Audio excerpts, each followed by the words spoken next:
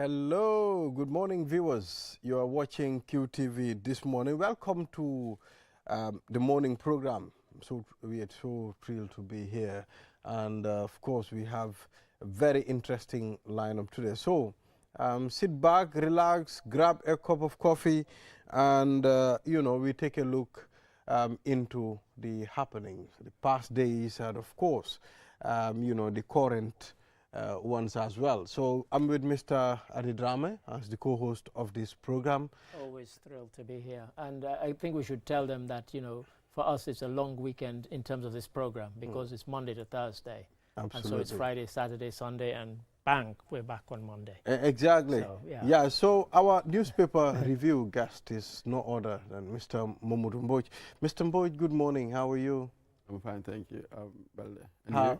You all right? Yes, Alhamdulillah. Alhamdulillah. It's going well. Mm-hmm. And like I said, viewers, we have a very interesting lineup today on our running order. I'll just take you through the program running order so that you can, know what's going to happen in the next 1 hour, 30 minutes. And we'll take a look at the African code, then Momodu Mboj will do the newspaper review with us. Then we'll invite Front Star Driving School, why testing it's essential before issuing a person a driver's license. Mr. Adidrame, just before we come on air, he was talking about how accidents happen simultaneously, like 2 accidents at the same time, almost. One yesterday, 2 Yes. today. Exactly, Yes. that's Yes. more or less the same time. It's important for us to know the testings. What are some of how are they testing? Because it is alleged that people acquire driver's license without even... Oh, don't allege me. So 3 of my colleagues who are in the office who are watching this admitted to me that they didn't take a driving test. I'm sorry to say. And they got so a it's not license. alleged anything. Exactly. So maybe one of them might want to come on and confess. I don't know. Yes. Modu Lamin Jame, CEO of Front Star Driving School, would be here at least to give us an insight. And of course, working with confidence. I mean, honoring White Cane Day last week, it was celebrated. It is commemorated every year. And we'll be talking to Gaira Lamin, treasurer at Gove, to tell us what are they expecting and some of the things that they would definitely love for the authorities to do for them. And not just the authorities, I mean just society. I think we want to go beyond just White Cane Day itself. What are the challenges that they face? The visually impaired. The challenges are many, employment, etc., etc. There are lots of challenges, and really we want to get behind just the White Cane Day itself and look at the broader context. Yeah. And Momodu Gajaga will be here for the sports world as well. There'll be an update.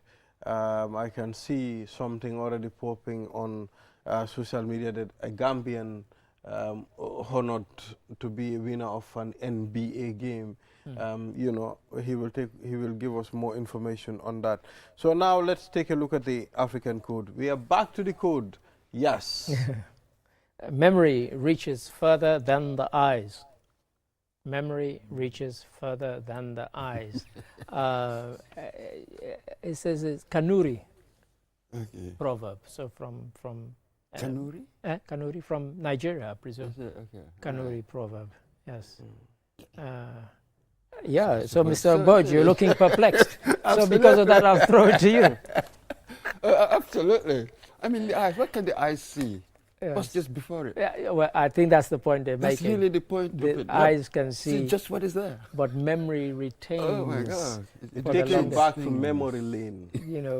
Memory retains, and it's a short one to kind of to deal with. I presume the eyes can see, Obviously, yeah. and what is there and what is in front of no matter what the distance, it can see something, and of course the memory retains that for the longest time. You might see something that's quite shocking, and it will stay with you from beyond the moment because of your memory. So yeah. And perhaps that is telling us something else. What you know, as it were, may not be simply what is there. Things may not be as it seems. Right. It's almost as if they're sort of telling us that as well. Yes. Because there's so much history, perhaps, to what I can see right now. This is it. This is Isn't it. it? So yes. You know, and sometimes when you're at college or university, your lecturer might say, you know, when you're getting out of hand, and he or she will say, "I've forgotten more than you will ever know." You know, because you know they've retained a lot. Absolutely. And you know, you think you know stuff and it's all new and you think you've learned everything, and then they'll say, actually there's still a long way to go, you know, you still have a lot more to learn, and so on. But yeah, I like this one about the whole thing about memory, and just I'll share here, myself and my siblings have decided that I think starting next week, every Sunday, we will get together and we'll talk about our family and we will reminisce. And this came about because I happened to mention something about my mother.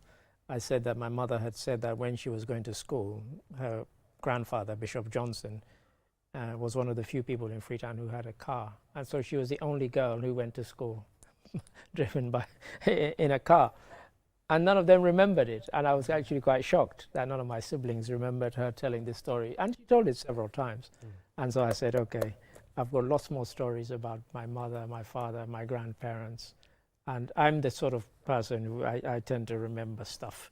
And, you know, it's because of that, the kind of meeting.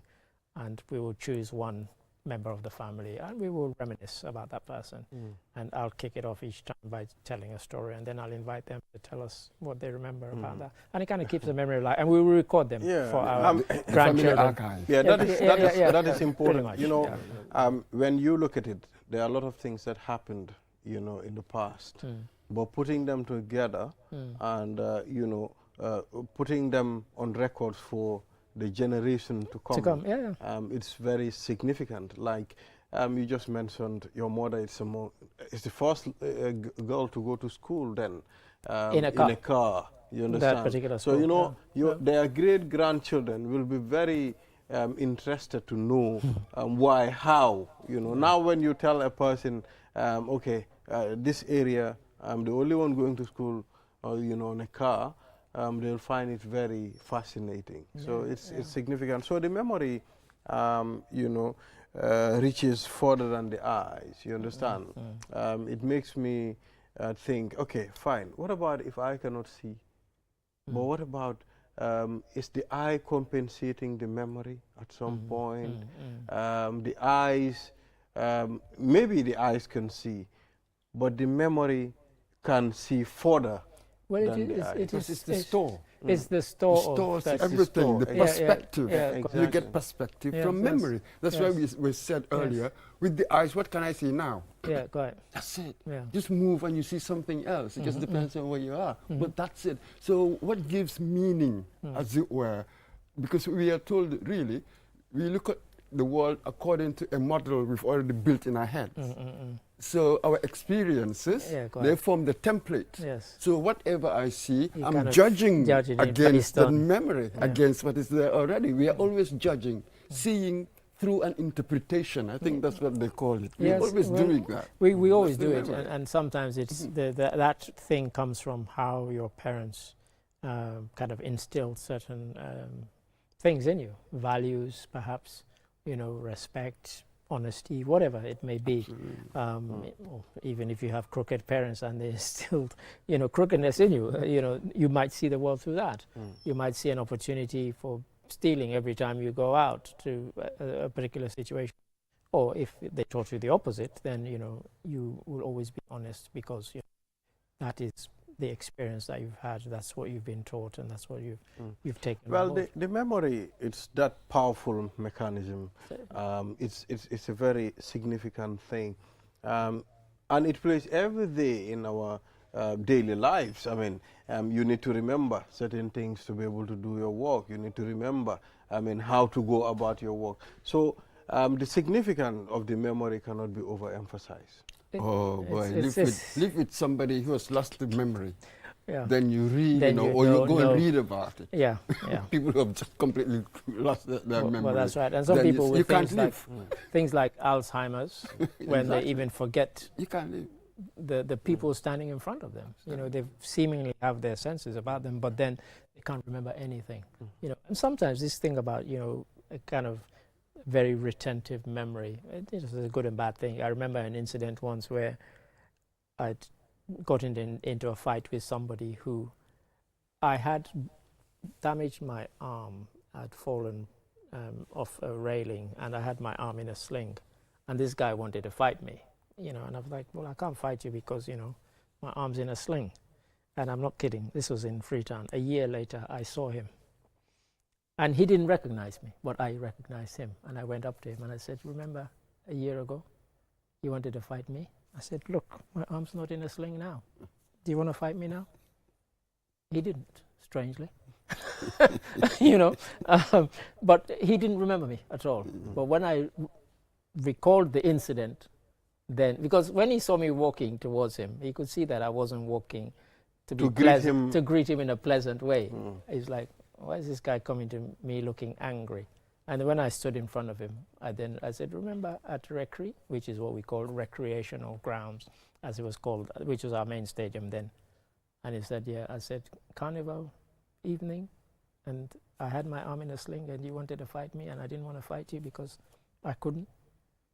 He was like, oh yeah. I said, yeah, it's me. I said, as you can see, I'm not in a sling anymore. You still want to fight? And then he didn't, strangely. But yeah, memory is thing. And you mentioned about being the kind of family archive. I mean, my parents, my mother and father, I have their first passports of each of them. First ever passports that they got. They're with me. In fact, my father's one I have here in the Gambia, actually. My mother's one is in England. I have their wedding album. I have their birth certificates. So they always gave me these things to keep because they knew I would keep them. Even when I was quite young. I mean, I think my mother gave me their wedding album to keep when I was about 20-something, in my 20s. So let's talk about documenting some of these incidents, some of these events, past events, documenting them. It's like we are going to lose our history if some of these things are not documented. For the coming generation. Even our family history, we can relate to national history. I mentioned on this program, I don't know which day it was last week, that I had asked some of my colleagues to speak to family members and say, what do you remember about Independence Day in 1965? Because next year it will be 60 years. There must be people in their family who lived through it. They might have been young children. What do they remember of it? Things like that. So history isn't just about, what happens with important so-called people, the politicians and the officials. It's us as well. We're affected by this. And oral history, I think the National Council for Center for Arts and Culture, they've been doing that for a long time, collecting people's oral testimonies of events and stuff. That's what you put together. You have a proper picture of what goes on here, what goes on there. So absolutely, to me, this proverb really sort of means perspective. If I'm going to take one word from what it's trying to teach me about things, it's about having the long haul, having a proper perspective on things. You know what I mean? The eyes can see really very little. It's just now and very little. So most of perhaps the history, the story of anything is really in memory, isn't it? Well, that's right. That's right. No, I think that's a good way of kind of encapsulating it. So perspective is very important to understanding. I think anything. I think. So let's proceed now. Let's take a look at the papers.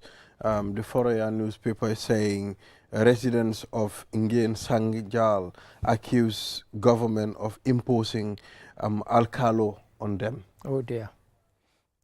These alkaloships, they always seem to be contentious. Well, alkaloship will be a problem because, and the way we used to appoint our alkalos here before, it seems to be a hierarchy or sort of, whereby Mr. Mboj is my dad and he's no more, I have to take over, you know, from me to my... So it was an inherited thing, right? So inheritance. So when they started appointing alcalos, there'll of course be a lot of problems. Yes, this is an interesting one here. I mean, you've been talking about the inheritance aspect, this dynastic sort of public office. You know that modern sensibility is against that. Here we have, really, to my mind anyway, we have a kind of a clash between tradition and modernity. So public office today, really, should be elected. Any public office. So people will tell you, oh, well, tradition, this was what we did. But yes, that was on a different political landscape. Things have moved on. So we try to hold on to that old bit. But again, it seems to be clashing with the modern. So you are neither this nor that. Yeah, quite. That's really the kind of life you're going through. Everything is in the jungle. You know, when you look at previously, I mean, when you look at the past, we have, now the population is growing. Now when you look at villages before, where you have like 10 or 20 compounds, and where they'll tell you, okay, this is the alcalo, or the most, maybe the elder of that community is the alcalo. So those are the types of selection they do to be able to get an alcalo. But now it's totally different. It's growing. The other day I asked... This is all colonial setup anyway. So with me, I will get rid of the whole thing. Yes. So there is something that I've realized. I was saying, okay, fine. I think alcalos are the heads of the village. But at some point, now you have some towns that are, I mean, led by an alcalo. Let's take Serekunda as a great example. They have an alcalo. Let's take a look at other... Serekunda's got an alcalo? Yes. Well, he's just there is an alcalo in Serekunda. I mean, they'll tell you, okay, I think one Serin Job, it's the alcalo of Serekunda, you know, and alcalos are supposed to represent a village. And some villages grow and become towns. So you take somewhere like Sanyang now. Sanyang from 20 years ago when I started coming to the Gambia to Sanyang now, the population has more than quadrupled. Even Basse got an alcalo. Which is and Basse is almost a city. And if I tell you about Sanyang, we go back to the early 90s. Right. We used to drive. See, that was the period where you can literally drive from Cape Point on the beach all the way to Sanyang. That is literally impossible these days. You can't do that because of all the brakes and all the rest of it. But that was the time we used to do that. It was a very, very small village. So that's where we used to go on weekends just to go and have fun, have picnics and all that. Can you imagine that? So all the changes over the years. Yes, indeed. Now it's totally different. Okay, so these people are not happy. What are the stories? They are not happy. They're not happy. So according to them, what are they going to do about it? That should be interesting. Okay, let's take a look at former acting CEO suspects forgery of his signature on voucher. That's KMC. Yes. That's what he suspects. Yes. That's what he suspects. Suspects proven until proven guilty. That's what until or innocent. You know. So yes, these are coming up from the local government inquiries. Lots and lots of these murky tales. You know, how did this happen? How did that happen? All of that is just... You've opened the sewer. Honestly, extraordinary. I mean, the tales that are coming from it are quite extraordinary, as Mboj says, and quite mind-boggling. You know, it's scary. So let's still move on the alcaloship thing. The editorial of the Fourier newspaper is saying there is no constitutional provisional for the election of an alcalo. It's not in the Constitution. I'm not surprised at that. You know, I'm not surprised. But as Mboj said, you know, this is something which is kind of archaic, it's old-fashioned, and maybe people should stand for the office and be elected rather than selected, as these people are complaining that government has selected somebody and imposed that person. Interesting to delve into the situation, but But do you know alcalosip is now politically affiliated? Well, I think that might be why these folks are complaining. You know, because if it's the government that is selecting it, they'll select somebody who's favorable to their. And was there a point when it wasn't politically affiliated? It was a particular colonial system that really invented these things. Yeah. Even though we want to pretend that it was there before. Yeah. You know, you had the structures of governance that were there, but the way that you had kings, queens, everybody knows that. Yeah, quite. But the way you had this alcalos, so that the central authority can really control monitor. the units. Yeah. That was really the reason why they invented these things. So, you know, the idea of a person inheriting a position, a public position, to our sensibility now, we don't know it. Now we are more of a democratic spirit. This dynastic, I'm not sure about the dynastic stuff, whether that should stick. Did the Gambia ever have the kind of paramount chief? No, there was no paramount chief. It was afterwards when Jammeh's period, there was a time he tried to invent something called paramount chief. When we were growing up, nobody ever heard about paramount chiefs. That was a British invention in Sierra Leone. So politics comes along and invents things. Then after years we think that, oh, this is deep, cultural. When it was really some political tool that somebody just invented at some point because we've done it for a few generations. And we take it so seriously. You think that it's so deep. It's not. Exactly. I mean, as I said, in Sierra Leone, the British brought along this thing, and the paramount chief was given a staff of office. That all came with the British, and you know, this staff was almost worshipped. You know, he would hold it and insignia to show the power that he had. But it was a British invention. And yet people who I think from the family, the idea is to be able to control, it's about control, of course. The people then, because if I am to communicate to, my community, I understand them better. So giving me the powers and, you know, that respect to be able to report back to the British, that's why all these big names were giving then. You see, this is where you use words. First power, then respect. They're not necessarily the same. The person can have power over you, but you don't necessarily respect the person. So be careful with respect and power. Power is really that ability to enforce compliance. Respect is something else. And that was the thing I was commenting on, and I mentioned it on this program when I went on Mamadi Doumbouya's YouTube page, and I said, the people who are the ambassadors to your country, they might respect you. But you insisting that they have to be at the airport when you leave, even you were going to Senegal for inauguration. They all had to line up and shake your hand, and when you came back, I said, that's about showing that you have power. Well, and you know, it's a nonsense. But it doesn't make any sense, my friend. Look, we used to have that kind, even if the Barrow did away with it. Yes, he did away with it. That's a problem. People can be doing other things than lining up. Then lining up at the airport to receive you and see you off and then see you. And he puts them all on his YouTube page every day, and he's always flying here, there, and everywhere. So these people are there almost every couple of days. It's ridiculous, honestly. Ego monsters, quite. You know, dreadful ego and to my surprise, some people then started commenting, agreeing with me, saying, "Yeah, this is kind of old-fashioned and it needs to stop." Whether he'll take heed of that, I suspect not, because he seems to be on some kind of ego trip at the moment. There is another big question. Foroyaa newspaper is asking, why are we poor? Why are we poor? For God's sake. Why are we poor? That's it. It's a very interesting question. Why are we poor? So why do you think we are poor? Let me ask you the question. Well, actually, on behalf of Foroyaa. it involves a lot of things. It starts with our mindset. How we, how do we think? What makes us poor? How it depends on how the individual define poverty.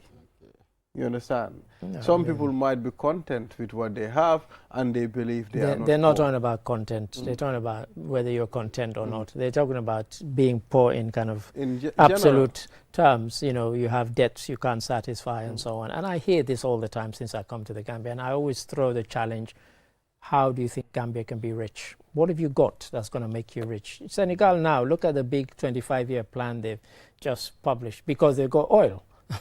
What have we got? Groundnuts? Like, seriously? That's going to make us rich? Come on, we don't have anything that's going to make us rich. And we need to get real. We need to get real about this. You know, it's where we are. Some countries are poor. It's not always because of mismanagement. Sometimes it's because... I think it's important for us to stop the petty talk.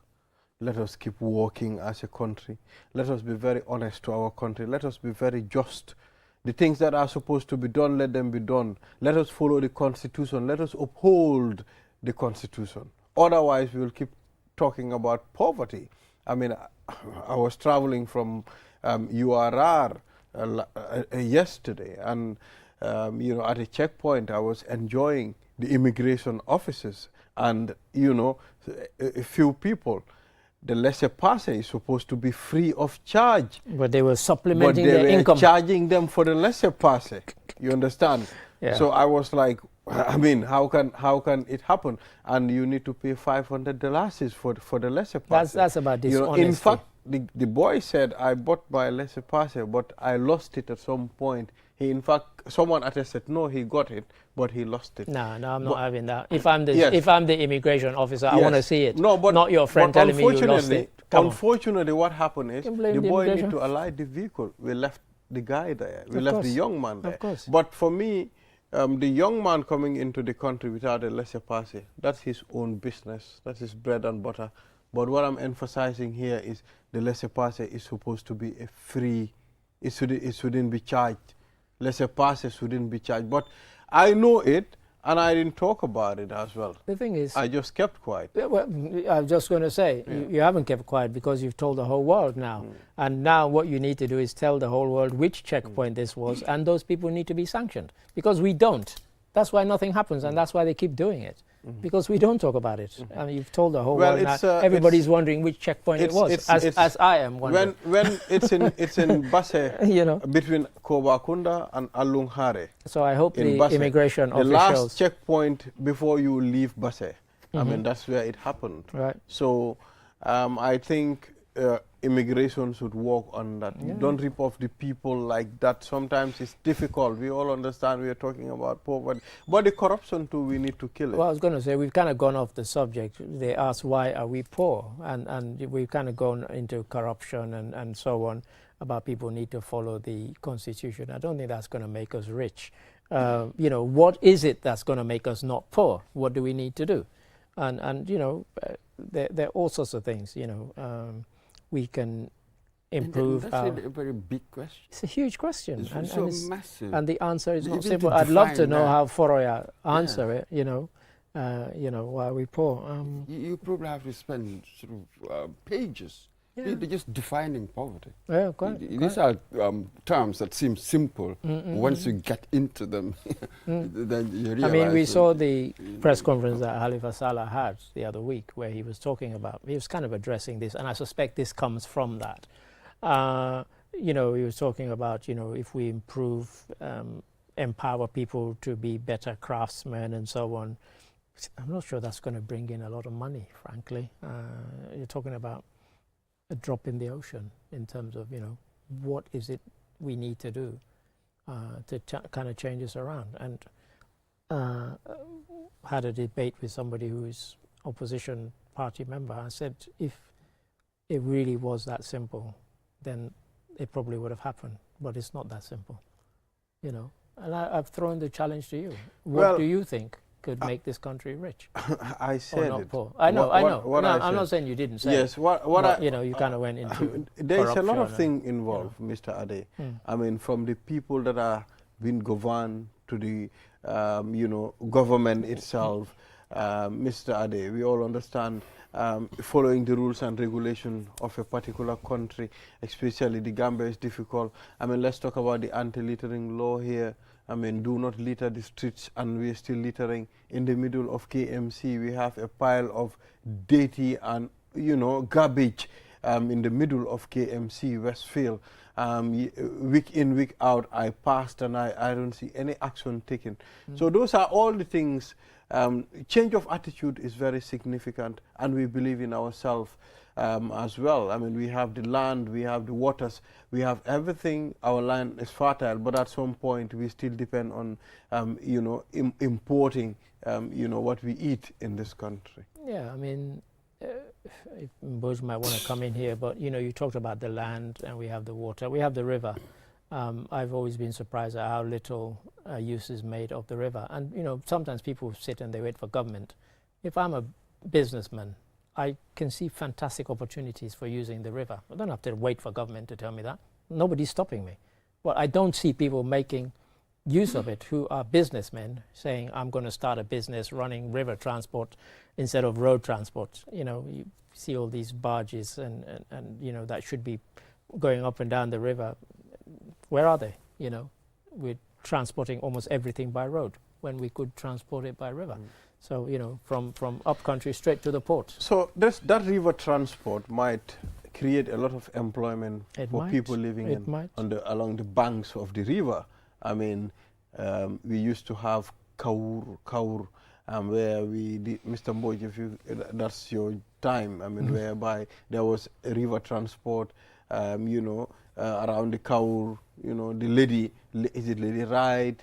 You know, we used to have them here. And what was Lady Ride? Lady Ride, ship. It's sort of a ship that transport people here to Basse. Right. I mean, we all have those things here. So why not we revive those things? Yeah. Yeah.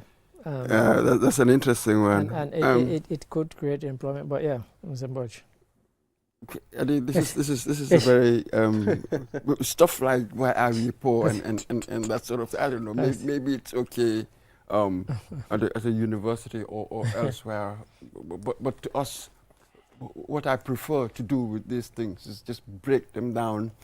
For instance, yesterday our light kept going on and off. How do we change that? 7 times. There's no water in this place. How do you change that? Yeah, quite. So just simple things. What is going on right now?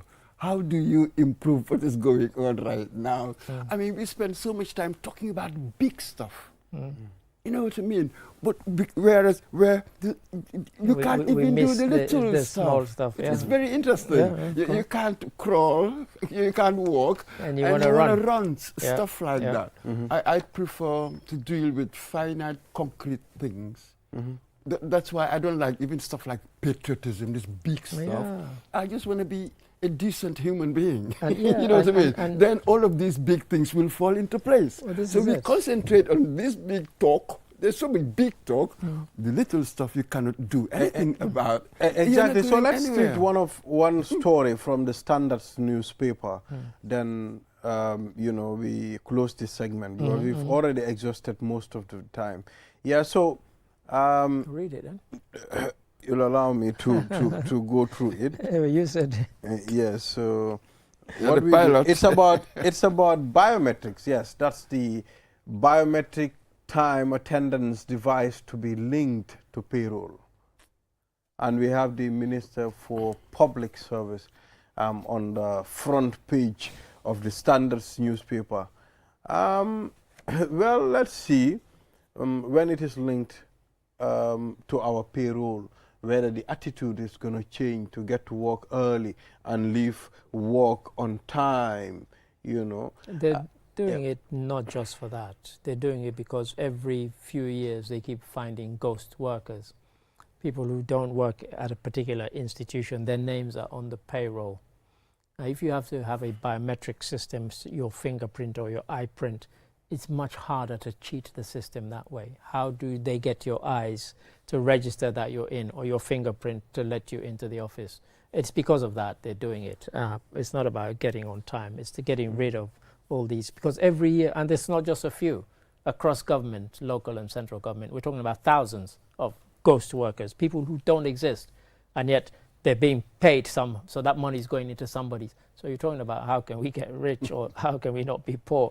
Well, people need to stop stealing from the government coffers. But I don't understand. That's bizarre, isn't it? To have honesty in public office. You've just turned public office into sort of corruption. An enterprise. Central. Absolutely. Corruption central. Money-making machine. That's what government is. We are milking the coffers of this nation. It's unbelievable. You know, at some point we will be stuck at a place and we won't be able to move. But I think the biometric system is very significant at some point.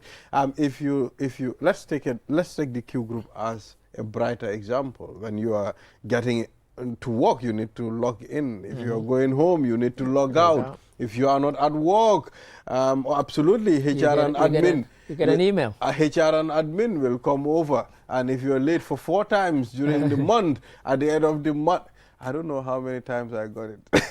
9 times. And the system is I don't know how many times I got it. Of course. Look at the people running it. Look at how things are run. There is a structure. That's it. That is the sort of thing that you see, perhaps in not all private sector institutions, but you tend to see more of control within the private sector than in public sector. This is the thing. The inefficiency of public sector. Absolutely. My only fear, even if the biometric is installed at some point, it will malfunction, and it won't be maintenance at some, because these things, they are machines, they need to be maintained. That's the fear, isn't it? You know, somebody says, you say to somebody you weren't in, you say, yeah, I was in, but for those 5 days that you said I wasn't in, the machine was not working. What do you do? So you're right, government might want to introduce it. But it needs to be a system that is kind of fireproof, where it actually works. Yeah. If most people do not believe in these things, they do not conform, they're not going to work. You see how difficult it's been. I mean, you talked about there are thousands doing it. That's it. People do not believe in this propriety. Well, it's a matter of taking up the challenge. Okay, I want to do this. This is a structure. We need to follow this structure. But mind you, following this structure, it involves and needs discipline. We're not good at following the structure. I mean, last week it was this IEC official is alleged to have had several millions of dollars in his personal account. That wasn't meant. Why? That can only happen if there's not a system. How on earth does an individual get millions that were meant for the organization that he works for paid into his personal account? That is bizarre. Basse Area Council, where a person deposited $6 million into his own account. This one is much more than instead of the council's account. So we need to change. We need to inculcate that level of discipline, that attitude. We all understand, okay, this belongs to us and we need to take care of it. Otherwise, the generation coming next would be very disappointed. Yeah. Mr. Boyd, thank you very much for reviewing this paper. My pleasure. And probably you might do this for us tomorrow, probably. Yes, maybe. We'll wait till tomorrow. So viewers, we'll take tomorrow a short is break. Another day. After the break, we will engage Modou Lamine Jammeh, the CEO of Front Star Driving School. Front Star Driving School, why testing is essential. It's very significant for us to talk about it. We've seen a lot of accidents recently, and Gambia being ranked among the, worst in the world. Worst in the world. That's a big thing. That's a With big. our population of 2.4 million, we shouldn't even be in the top 50, and yet we're in the top 10. Yeah, in so the top 5, in fact. To help us throw light on that, we have Modou Lamine Jammeh, the CEO of Front Star. He'll be taking us through. We'll be right back after the break. Introducing the all-new Q Mobile. Rediscover the essence of mobile communication with a device that brings you back to basics: quality, simplicity, and reliability. The Q Mobile is designed to fit seamlessly into your life, offering essential features without the fuss. 72-hour battery life, keeping you connected longer. Listen to news, prayers, or your favorite shows with the FM radio on Q Phone. A built-in torchlight, always ready when you need it, memory card slot for expandable storage, and dual SIM capability for flexibility and convenience. Why wait? Step into any of our care centers today and get your hands on the most affordable phone for just $600. Plus, enjoy a bonus package of 300 minutes talk time and 300 SMS spread over 3 months. Absolutely free. For more information, call our customer care on 111. QCell, senior boss. We innovate, others follow. Terms and conditions apply.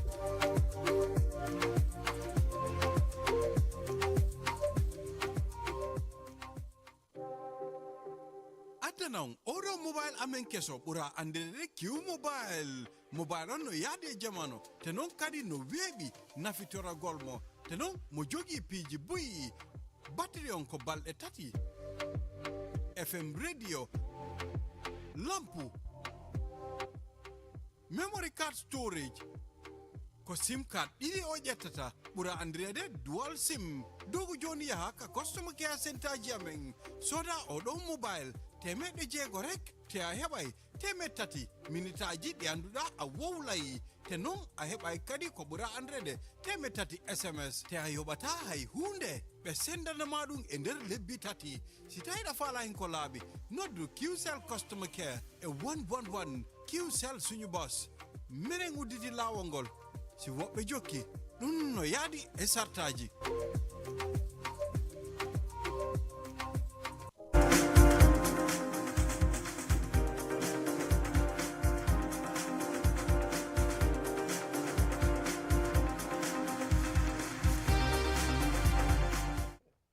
You are watching QTV this morning. I am Ibrahim Asuri Balde.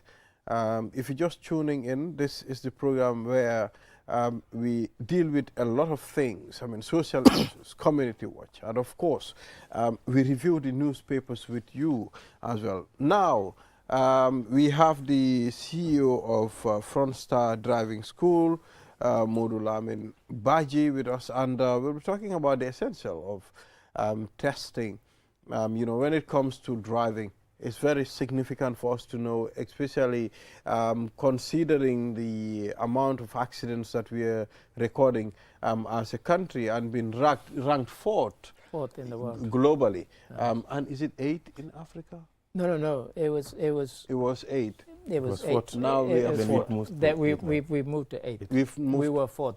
Apparently, we've gotten better, and we're now 8th. Now, which none of us believes. Now we are 8 because it seems to be getting worse. You know, and surprisingly, when I was traveling to the countryside, seeing the number of vehicles that somersaulted and off-road, left the road, I mean, somersaulted in the bushes. I mean, I think it's very alarming and very significant for us to talk about it. So, Mr. Baji, you are welcome on QTV this morning. It's good to have you here. What a young CEO. Thank you very much, Mr. Balde.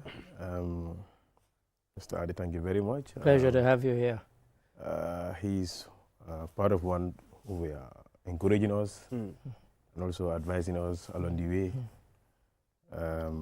Of course, I will send greetings to my office, my staff, my friends, my family. I think I have two family. I have two family, home and then my office. Because these are the only two places I go to, work, home. So Frontstar, we featured Frontstar quite a lot. Can you tell us how long the company has been established? Frontstar, generally, we started in 2019, late 2019. But the driving school started in 2020. Yes, and in Frontstar, we have 3 service offering at the moment. One is the real estate, and then the other one is the social service. That is where we deploy domestic workers. We call them professional domestic workers, like the cooks, likes of cooks, cleaners, to various homes. And then at the end of the month, those people will be paying the office directly, and we'll be paying those people through our payroll as well. So we're just trying to modernize that. Thanks. And but of course here, it's the driving and the safety that we're, because time is against us. Yes, sorry for that mainly we're interested in. I mean, what made you start the driving school element of the company, really? I guess we can start there. Yes, thank you very much, Mr. Adi. I went to a driving school in this country myself, late 2018. And then during my studies, I was not trained on this highway science. And we can see on the screen some of the... So myself, at certain point, I thought I can drive. So when I left this country for Dakar, I saw a lot of these signs and I couldn't interpret them. So I had to give to my friend in Dakar to help me drive within my my state in Dakar. And it was a big shame for me. It was a very big shame for me. So from there, when I came back, I started my studies as well. So when I did my feasibility study, I realized that most of the driving schools, they don't even having those services to offer. So then that was the time I also started my feasibility study, also to establish a driving school. Then we applied the police, and luckily then IG Job was there, Right. grant us the permission, and we started. Right. So in Frontstar right now, we have elevated the bar from zero. Because when we came, it was zero. Without science, driving school is zero. It's zero. Because there's a saying that says that driving without knowing the science is like a blind man walking without a stick. Right. So all the drivers who cannot interpret the science, they are all blind. Yeah. And if you are blind, what are you expecting? I don't want to get anybody into trouble, but there was a period when for a few weeks my own vehicle was off the road, and so company drivers would drive me home and drive me to work. And I, as a kind of joke, each different driver I had, I would ask them, do you know what that means? Do you know what that means? And I'm ashamed to say many of them did not know what the signs meant, and which tells me, and that's the first inkling I got that this is not part of the regular routine that they have to go through. I mean, in the UK, where I learned and got my license, it's both. When they test you at the end of when they take you for the test, the first thing they ask you about when you come back to the driving center is about the signs. They go through the book and they choose any at random. What does this mean? What does that mean? And also when you're on the road taking your test, they say, what does that mean? You know, and if you fail that, you failed the test. You know, before we come on air, I was talking about it. I said, okay, there are people that are given even license without even driving. Yeah. I've seen people that got license and they've never even driven a car before. You know, we've seen all that. The right procedure is not followed sometimes to acquire certain things. That's why you have a lot of accidents. I mean, you see, I'll tell the people, you see, the wheel of a car is not something to be played with. It's a dangerous weapon. It's very dangerous. It can change your life in just few seconds. You will never understand until a day you've taken a car to drive. At some point you realize, I mean, danger is coming. That's the time you start regretting I mean, some of the people, Mr. Baji, that we interviewed who went through you, I mean, that's what one of them said. It's a pity I didn't recall that we would have had the clip. And he said, I thought I knew how to drive until I came to Frontstar. He said, then I realized that, you know, just changing the gear from 1, 2, 3, 4 is not about, that's not what it's all about. It's also about when you, as you said, knowing the signs and what they mean is equally important. There's something very interesting I want to know. I mean, I've seen people that can drive automatic cars, but they can drive manual cars. They still cannot drive. For us, moving a car, you cannot drive. We cannot call it as a driver. Yeah, go on. It has gone beyond that. It has even gone beyond knowing the signs alone. There is this class we normally have, we call it a defensive class. Right. Like what you are saying. Defensive driving. Defensive we did driving. that with Espas Motors, you know, for example. Professionally, what will you do when danger comes to you? Example, when you lost your brake. You have punctured suddenly whilst you are driving. What should you do? These are all defensive, you know, skills you should know. Yeah. Because these are things, if you don't know them, they can just finish you or wipe you out, you and your family instantly. Because most of us drive with our family. So the problem is, when do we drive? When not to drive? It's all part of our defensive, you know, theory class. So the theory is divided into two, the highway signs and the defensive.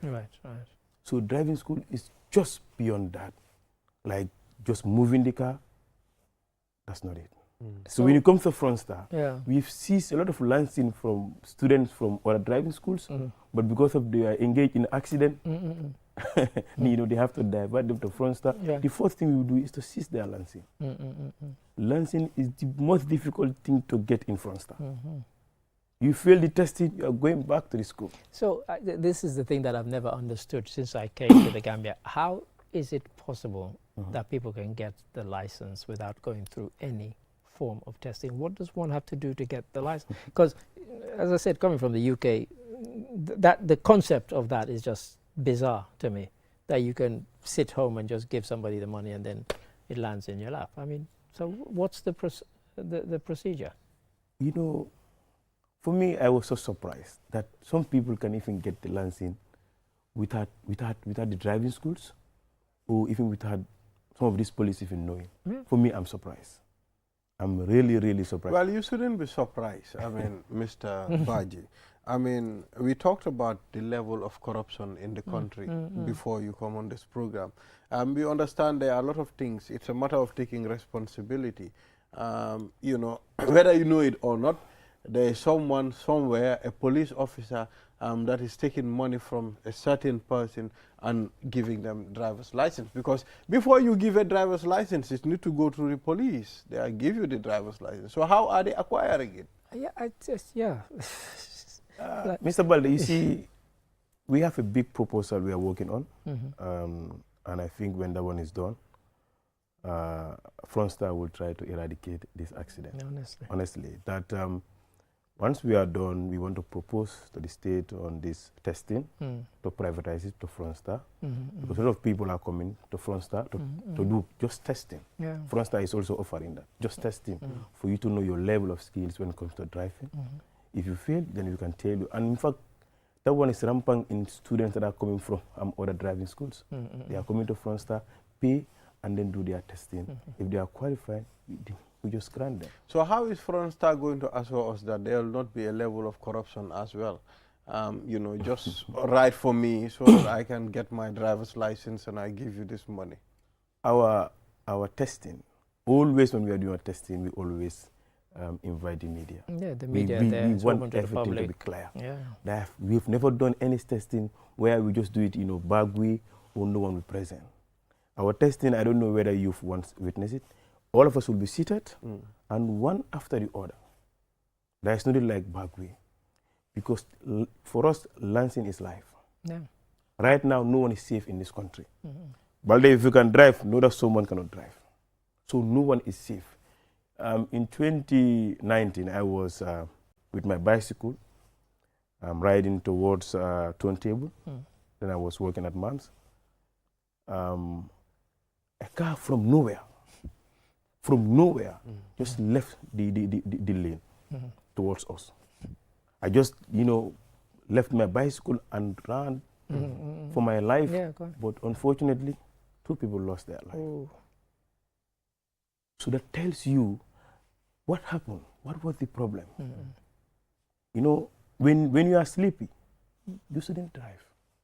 But you will only know that when you pass through the driving school, because there they will define the danger behind it. But you see, like you said, if you don't know the repercussions or the problem you might cause, you will not fear anything. But the moment you start coming to Frontstar, you will fear the vehicle most. Your car, you will fear it most. And the moment you don't have this fear in you, you don't care. This I don't care attitude is the problem.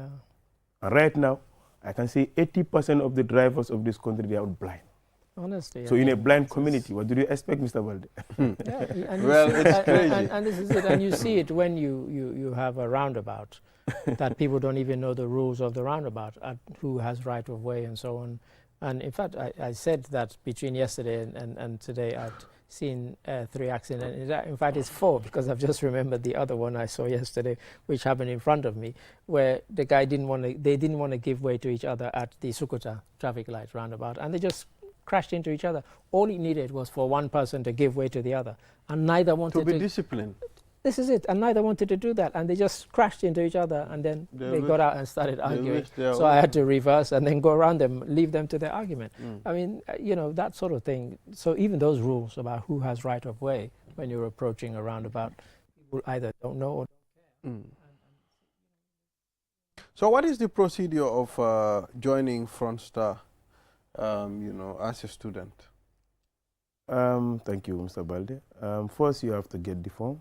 You fill the form, because whilst we are also training, we are also assessing the students' level of education, and those people who are educated and those who are not educated.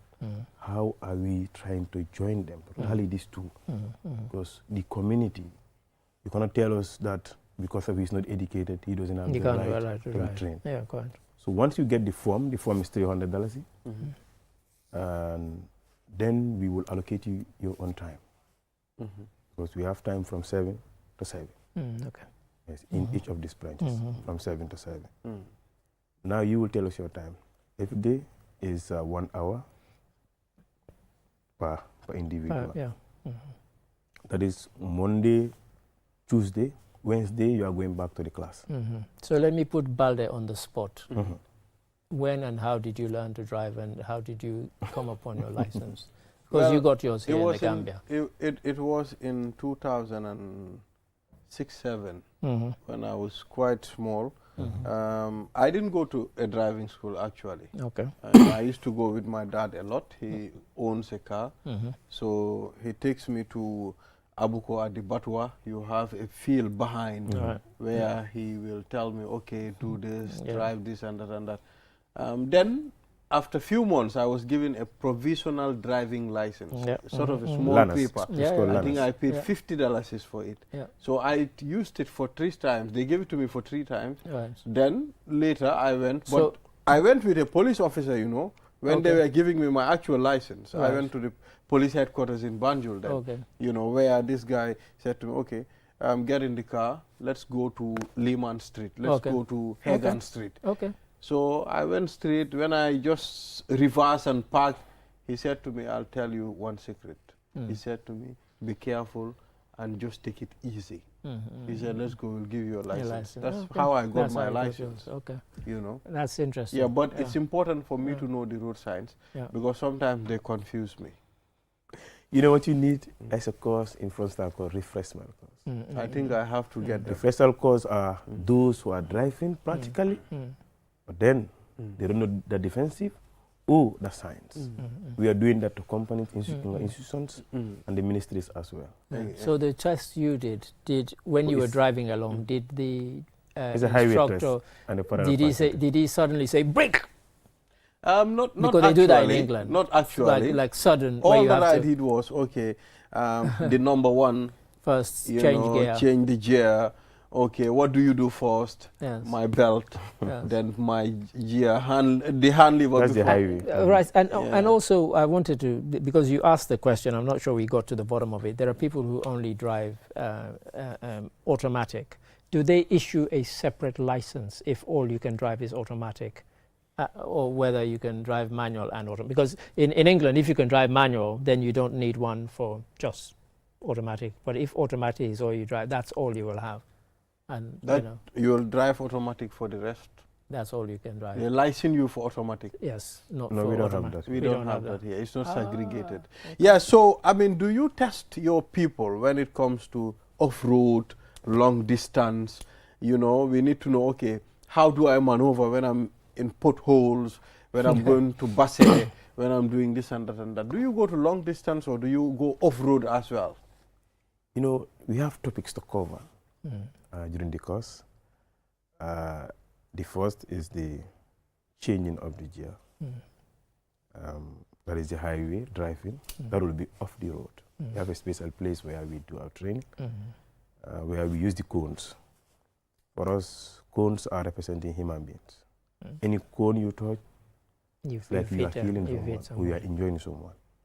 That's why our cones are silicone. Once you just, drag them, you leave them, they will just stand back on their position again. So that where you want to know, we call it traffic. We'll go with the student to the traffic. Yeah, in real traffic. Yeah, that's why you are saying when you meet on a roundabout, what should you do? Yeah, go ahead. The student can only know that if they when you are trained specifically on traffic. Traffic is a topic in Frontstar. Parking is a topic. Parallel parking is a topic. Reverse is a topic. That's why we test all these things. Even the vision, you have to be tested to know whether you need a lens to drive or not. To know whether you should drive at night or not. In Frontstar, once you came to Frontstar before leaving, you yourself, you know yourself before leaving. I mean, there are all sorts of bad things. You just mentioned something. You see people driving at night and they're driving full beam. And they're blinding everybody who's coming in the opposite direction to them. And those same people will go through a police checkpoint, they won't be stopped. And you think, but that's just bad driving, because you must know that your headlights are on full beam. You know that there's not on normal I think some drivers think that's normal. They think, yeah, and the thing is, when you're driving along Bertil Harding and you've got all these overhead lights. The time is already finished. Quickly, just closing the program. We've already exhausted it. Quickly, what do you have to close with? Yes, for me, I did not buttress on the testing itself, the reason why we test. We are testing the students. It's like when we train the students and we are satisfied with them, and then we know that we should give them lancing. And give them lancing means they can drive or they are qualified drivers. So before doing that, we say, okay, let's give them to the authorities. On a testing day, Frontstar don't have any right on those students. We are not teaching them, we are not correcting them, we are not doing anything. We just left them with the testing officers. Okay. For them to test the students. Yes, okay. To know whether the students have the ability to apply on the road. Oh, no, thank you. Yes. Mr. Baji, I mean, we'll do this again. Thank you. I am pretty sure, you know, we'll invite you so that we can talk about it. You know, what we do, let's engage him on King Koli. Yes. Maybe we can have King Koli, we have Mr. Baji. Let's talk about traffic rules. Let's talk about the attitudes on the traffic, because it's really causing a lot of havoc and danger. Oh, perhaps we can encourage Mr. Baji to sponsor a program. Absolutely. On a regular basis. The traffic hour on QTV, I mean, sponsored by Frontstar. It's all possible. Thank you for coming. Thank you very much. We appreciate you. Viewers, we'll take a short break. After the break, then we'll be back.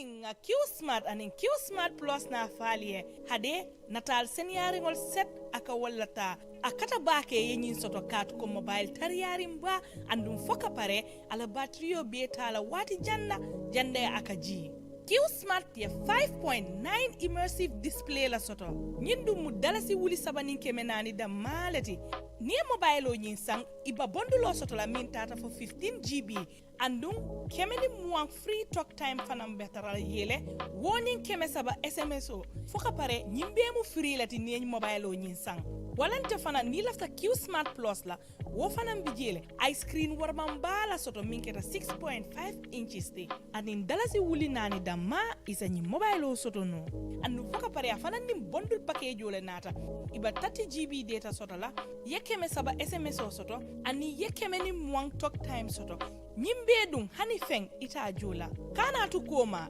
ila Q Smart ni ila Q Smart Plus soto B kabo Q Cell la isa nyi mobile o soto no B na customer care belt o mimba nyi banko kan momo lafta kuma ko yo moyla nyinto isa na customer care bunjulola ni 111 Q Cell sunyu boss dole silo walang dole abulan numa nyindum ani sartolle nata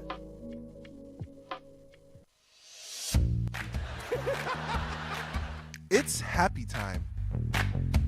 Get 50% off all calls to any network. Enjoy calls every day to any network from 6 a.m. to 10 a.m. Is it too good to be true? QCell. We innovate, others follow.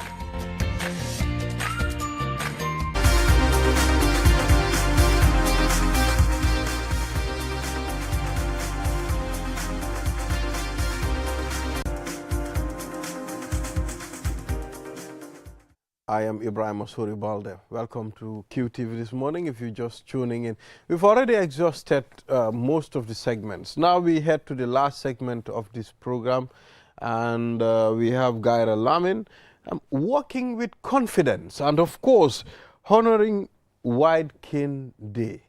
It's significant, Mr. Ade. It is indeed, and we kind of, when we were discussing other things, even Mr. Baji mentioned, he said, you know, driving without, knowing the proper is like walking, a blind man walking without a white cane. I don't know whether you heard him say that, Gaira, but welcome to the program. Thank you very much. And so before we delve into the kind of wider challenges that people who are visually impaired face, I wonder if you could just update people about White Cane Day itself. White Cane Day is a day that was that was chosen by the United Nations General Assembly in 1981. The white cane is a cane that is colored with white. This is the cane, as you can see. Yes. There are different types of canes. There are collapsible ones. This is the type, and you can see. And then also you have those ones that are not collapsible. And then you have symbol canes. And then of recent, we notice about the sensory canes. Do we have those here in the Gambia? Yeah, except that of the sensory canes. Okay. Okay. What is the sensory cane? The sensory cane is a type of cane. It's a modernized cane that when approaching, an object, maybe 1 meter or so, it started vibrating, or it can be used like an alarm, also notifying the blind that you are coming into a danger. So these are called sensory canes. At times when it reaches water, it also tells you that this is water. But they are not available in the country, but we are promised by the government, that is the Ministry of Social Welfare, that they have ordered at least 50 sensory canes that will be available very soon. Exactly. So let's talk about White Cane Day. Most people don't understand actually what White Cane Day means and what it represents. So we want to know that. Yeah, white cane, as I have said, since it was designated to us, and of course we are if you look at our symbol, that is gives free space for white cane user. We are all, as you may aware, we are all part and parcel of the society, and we also contribute our quota. And being disabled doesn't mean inability. And being a blind doesn't mean that your life has to be perished like that. So it is something that we really honor. And blind people, they have to move. They have free movement. You cannot put them in one particular place. Then they have also part, and they also contribute even to their daily life. So you cannot sit them like that. Blind people also, they have children. You cannot deprive their children from not going to, from not having education. And if you want to use, if the blind person wants to use his or her children much, then therefore he or she seizes the right of he or she's child or children. So, and the blind person has to move. So the reason why it is very important to us is that, it helps us for our free movement and for people to understand the plight of blind person. And in this world, Ade or Mr. Balde, you need help at a particular point. You cannot do it alone. True. So this is it. So we need people to understand the white cane. First of all, pedestrians, so that they can understand, because most of them, the way they handle blind people, some of them, when they want to help blind people, they just hold the tip of the cane like that. Then you are not helping the blind person. Okay. You understand? So people need to be aware of that. Some of them, what happened is that when they see the cane, they thought the cane shows you the way. Whilst not. The blind person, controls the cane, not the cane controls the blind person. So the thing is, the misconception on this issue is that, it leads to danger, because many people will see the blind man say, no, the cane, the cane will show him. Leave him. The cane will show him. Leave him. Yes, cane be the other one. But Mr. Lamin Gaira, yes. Don't you think I should blame you people? Yes. I should blame you. No problem. You people are part of the society. Yes. And you should contribute a lot in the society. Yes. Have you taken any step to sensitize the general public how to help a blind person use that cane? Have you given in fact, platform? In fact, This is why when you called me, I came. Exactly. And I immediately came. I honor it, really, because even today, I have a lot of business to walk through, but because of the importance, and this is a great opportunity, you know. So we don't want to lose. Even if we are sleeping at night, you come to us. We are doing the sensitization. Of course, we are doing. Although we knew that, or we know that many people, I mean, through migration, and people still needs to be aware. We often go to the radio. I mean, every time, and then. Although many people are aware, but also many people are not yet aware. And then this is the type of program we need oftenly.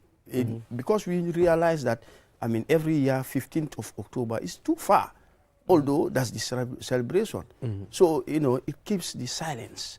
So in order to break the silence, we want it to be sensitized every time. Okay. Especially the drivers. Some of the time, the blind people who want to cross the road, the drivers will not, you know, they will not give an opportunity to blind people. They will not even notify that, you know, blind people, even the cyclists, some of the time, they break our cane. You know, when blind people is moving, they depend on noise, but most of these bicycles do not make noise. So all of a sudden, they break the cane. And this cane is costing almost almost $2,500. So that means you've made that particular blind person or that poor blind person to lose. I am interested. How do you help someone hold that cane? You said we shouldn't hold the tip of the cane when we are leading. If a member of the public wants to help, what should they do? What should we do? How do we hold? First of all, you need to leave the cane to the blind person to continue using it. Allow the blind person to hold you here. And then any step you do, that person can be able to know. I mean, but if you hold the tip of the cane, you instead do more harm than good. So the blind person, but many people, they will not like the blind person to hold, you know, here, hold on to their arm. You know. So, you know, it's a problem. Some people, if they even sigh, they will tell you, close your cane, I will help you. You understand? When they do that, they also create more harm than good. So you can see, I mean, there are a lot of misconceptions, you know, around this issue of cane. That's why we need a television like QTV, I mean, to be showing us.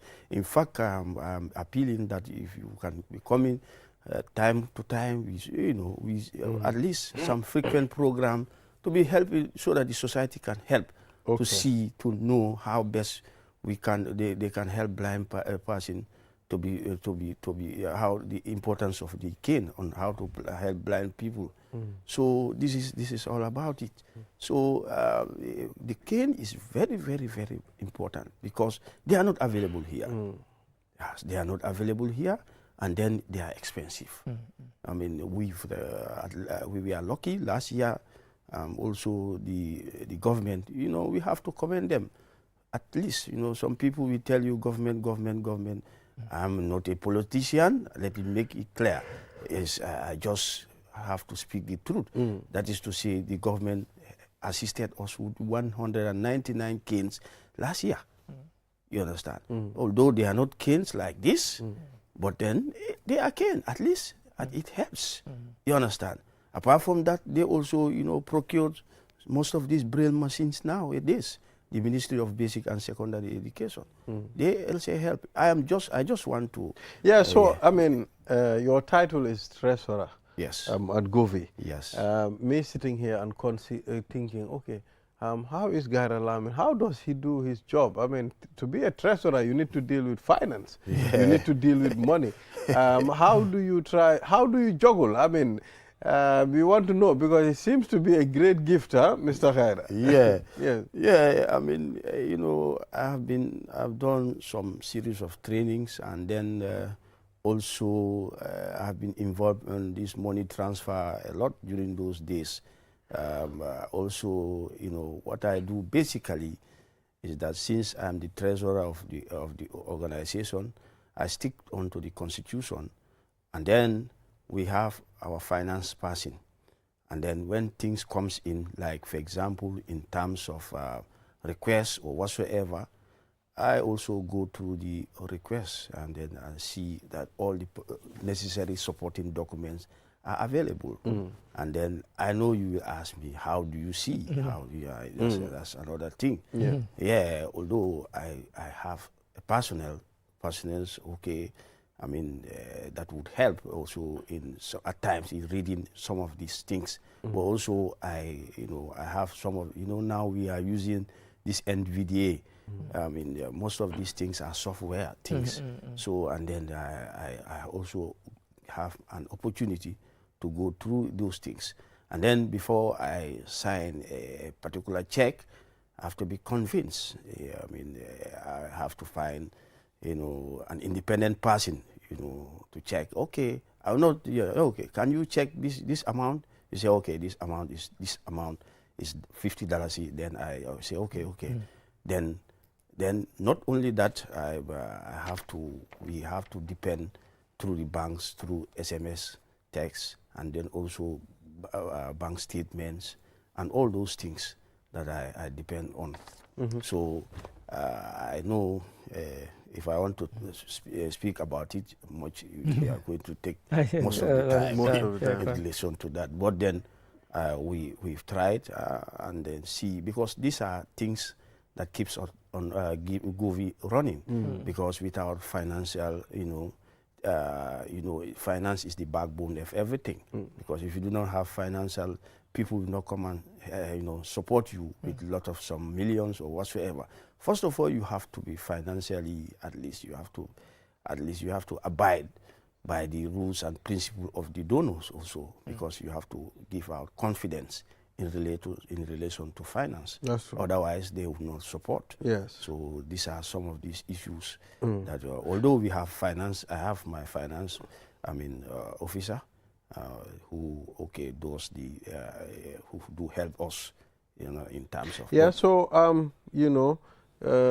disability doesn't mean inability. Yeah.